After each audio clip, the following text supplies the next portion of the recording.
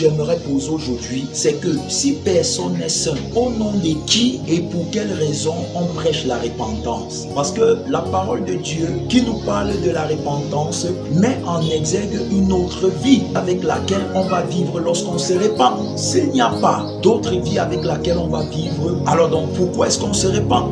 Bien-aimé dans le Seigneur, j'aimerais attirer ton attention par cette petite vidéo parce que chacun de nous est responsable de l'évangile qu'il entend et de l'évangile qu'il prêche. L'évangile ne doit pas être changé. Aujourd'hui, on parle de repentance, mais en même temps, on parle d'une repentance qui garde les gens dans leur péché.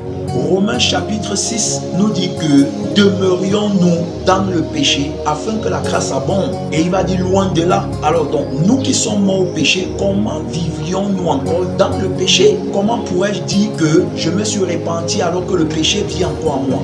Le Seigneur Jésus, c'est celui qui nous appelle à la repentance. Et par le témoignage de la mort et de la résurrection. Alors donc, si je dis que je suis pardonné de mes péchés, je dois avoir la vie du pardon. C'est-à-dire que la vie qui est au-dessus du péché. Bien-aimé dans le Seigneur, nous ne pouvons parler de la repentance en vain.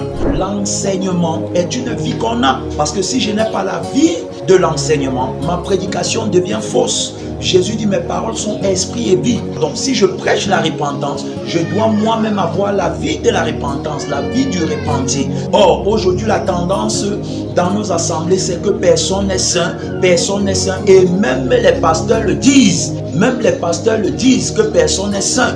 Bien-aimé dans le Seigneur, c'est très faux. Personne n'est saint, c'est remettre en cause la résurrection de Jésus. Parce que si Jésus est mort, c'est pour nos péchés qu'il est mort. Et si Jésus est ressuscité, justement, c'est pour nous justifier devant Dieu. Et la vie de la justification, c'est la vie nouvelle que Jésus a obtenue pour nous à la croix, en annulant l'acte des ordonnances qui nous condamnait. Alors donc, désormais, en nouveauté de vie, on marche dans la sainteté.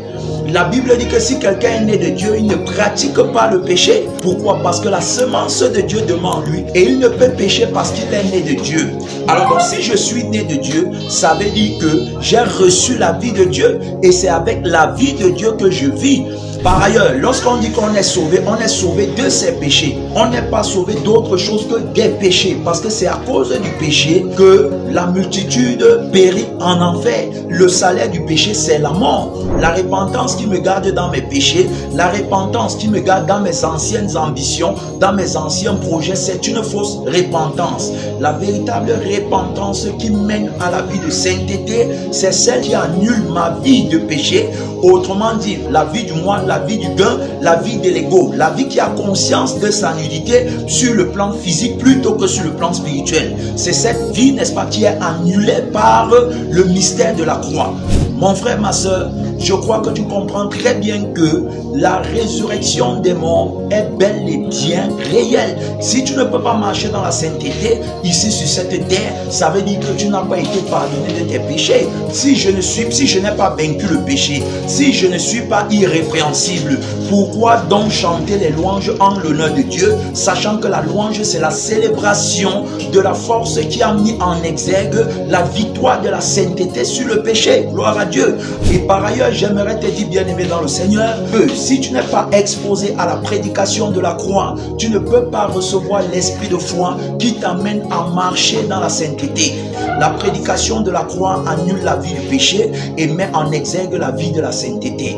Alors, fais très attention, le véritable évangile, c'est celui qui te rend irrépréhensible et non qui te garde dans le péché. Si tu continues à croire que personne n'est saint, ça veut tout simplement dire que tu ne crois pas en la mort et en la résurrection du Seigneur Jésus qui, bien aimé, est le seul à appeler à la repentance. Et si tu te repens pour continuer à marcher dans le péché, sache que tu n'étais jamais véritablement repenti. Alors tu dis personne n'est saint, mais c'est Dieu seul qui est saint. Comment tu sais que Dieu est saint si tu n'as pas expérimenté la sainteté de Dieu? La vie là, n'est-ce pas, ne peut pas être emportée par la mort parce qu'elle est sans péché. La vie qui va être emportée par la mort, c'est la vie du péché. Alors donc il faut savoir que la sainteté est bel et bien possible et Dieu la donne. Si tu te répands sincèrement, tu l'expérimenteras également dans ta vie. Sur ce, que Dieu te bénisse. À la prochaine.